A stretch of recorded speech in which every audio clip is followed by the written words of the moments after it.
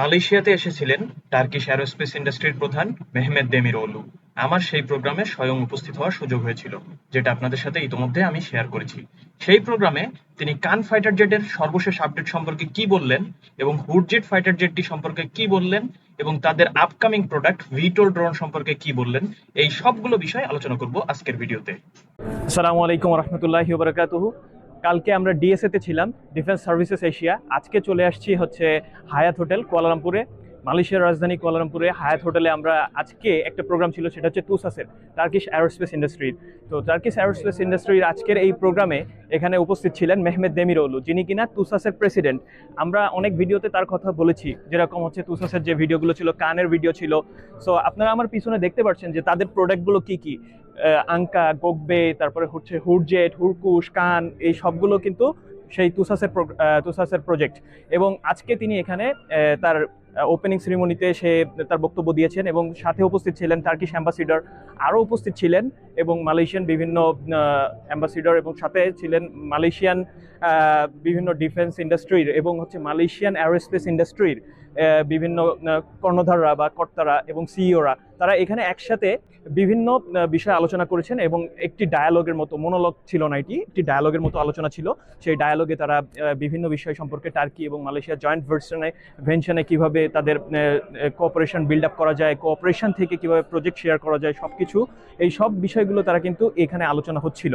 তো আমরা আপনাদেরকে এই আলোচনার বিষয়গুলো আপনাদেরকে দেখাইতে চাই এবং ডিফেন্স ডাইনামিক্সে চোখ রাখুন, এবং এই সবগুলো বিষয়গুলো আমরা আমাদের এই ভিডিওতে আলোচনা করব।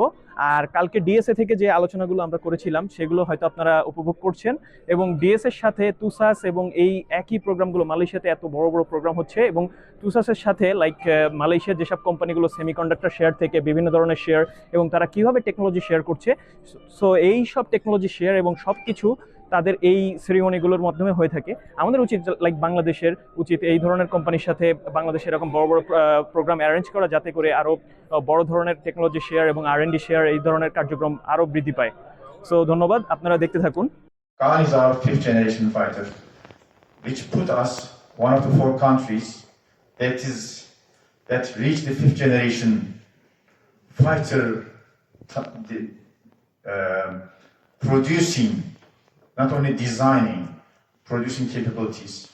তো আপনারা এখানে দেখলেন যে তিনি কান ফাইটার জেটটি সম্পর্কে বললেন যে কান ফাইটার জেটটি হচ্ছে একটি পঞ্চম প্রজন্মের ফাইটার জেট, যেটি কিনা বিশ্বের 4টি দেশের ভিতরে একটি দেশ বানিয়েছে, তুরস্ককে, এবং যারা কিনা এটি শুধু ডিজাইনই করে না, এটির গণ উৎপাদন করতে সক্ষম। এবং এখানে তিনি আরো বলছিলেন যে কান ফাইটার জেটটি 2024 সালে প্রথম ফ্লাইট সম্পন্ন করে।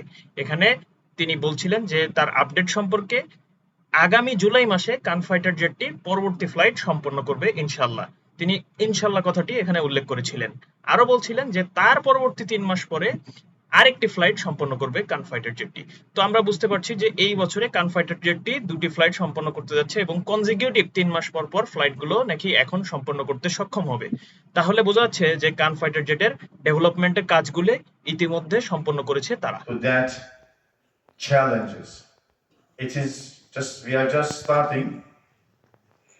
This is just conceptual designs.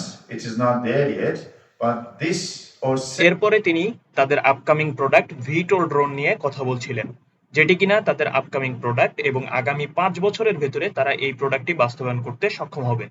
এবং তারা এই প্রোডাক্টটিতে সবাইকে ইনভেস্টমেন্টের জন্য আহ্বান করছিলেন এবং সবাইকে বলছিলেন যে 5 বছরের ভেতরে যখন তারা এটিকে মার্কেটে নিয়ে আসবে, তারা যদি মার্কেটের 1%ও দখল করতে পারে, যেটি হবে 10 বিলিয়ন থেকে 150 বিলিয়ন পর্যন্ত, এবং এটি কতটুকু একটি ইম্প্যাক্টফুল প্রোডাক্ট হবে সেটি সম্পর্কে তিনি ব্যাখ্যা করছিলেন।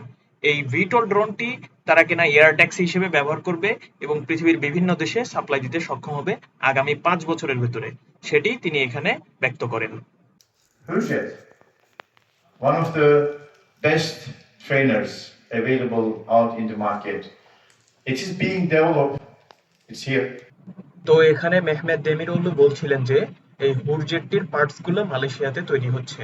এই টার্কিশ অ্যারোস্পেসের একটি শাখা কিন্তু মালয়েশিয়াতে তারা তৈরি করেছে, সেখানে মালয়েশিয়ান ইঞ্জিনিয়াররা কাজ করছে এবং সম্মিলিত প্রচেষ্টায় এই হুরজেটের পার্টস পাতিগুলো মালয়েশিয়াতে তৈরি হচ্ছে এবং অ্যাসেম্বল হচ্ছে তুরস্কে গিয়ে।